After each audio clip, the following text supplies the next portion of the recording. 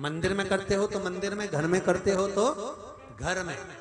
फुलेरा वंश की वृद्धि करता है, फुलेरा अखंड सौभाग्य देता है, फुलेरा मन की कामना को पूर्ण करता है। जो बेटियां जिनका विवाह नहीं हो रहा हो या बेटे जिनका विवाह नहीं हो रहा हो, वो 7 स्थान पर कहीं फुलेरा बंधा हो तो फोन लगाकर पूछना कहाँ बंधा है, वहां का दर्शन करना। एक फूल में हल्दी कुंकू लगाकर शिव जी को चढ़ाकर फिर वहां से जाना। 7 स्थान के फुलेरे का दर्शन अवश्य करिएगा।